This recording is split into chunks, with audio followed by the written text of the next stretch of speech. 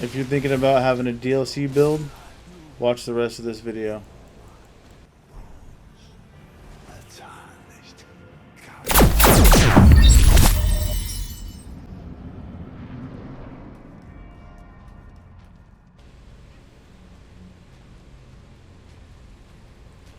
Pretty much what I do is I just use these, which usually takes about 2 or 3 of them. It depends on which boss you're fighting. As long as you land all 4 of these blades, it takes about 2 or 3 of them.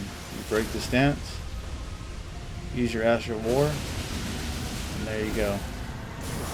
And I didn't have to do it again with him because he just stands here and does this. But I mean, you see how the build works from this.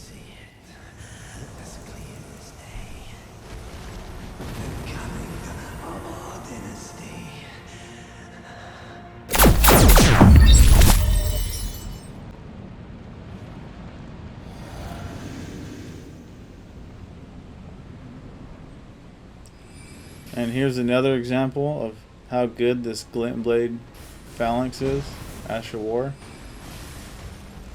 All you gotta do is land it a couple times, break the stance, use your Ash of War. I mean, you get the gist. This is all you gotta do, really. This is how OP this build is, look. No hitting Malakath just by simply doing this. Literally my favorite build.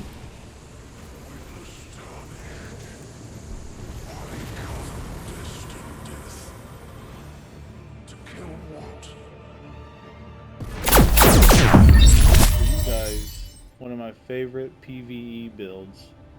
Usually I do PvP, but since the DLC is coming around, I'm making at least one PvE build video because this one is kind of insane and it's like makes the game on easy mode. It is a strength arcane build. These are the stats. These are the 2 weapons I use. I use the Glint Blade Phalanx to break stances, and as soon as the stances broke, I use the drill, is what I call it. It's Mariah's Executioner Sword, and it scales off of strength and arcane mainly. The fashion doesn't matter at all. I use the Rotten Wing Sword Insignia because it greatly raises attack power with successive attacks, of course. Pretty much the same thing with this. These multiply. And then in my physic, I have the temporary boost successive attack power. So these all multiply. These 2 right here and this will multiply. Plus I got the boost strength because I only have 45 strength. I use this because if you hold Mariah's Executioner Sword Ash of War, it will also multiply it. And then of course this, the Shard of Alexander, no matter what, multiplies Ash of Wars. So you got all these things kind of working together. Also, one more thing I wanted to say. When you have arcane, your discoverability will go up. So currently mine's at 134 because I have arcane. So you could tweak the build a little bit, like take 5 out of strength and add 5 more to arcane.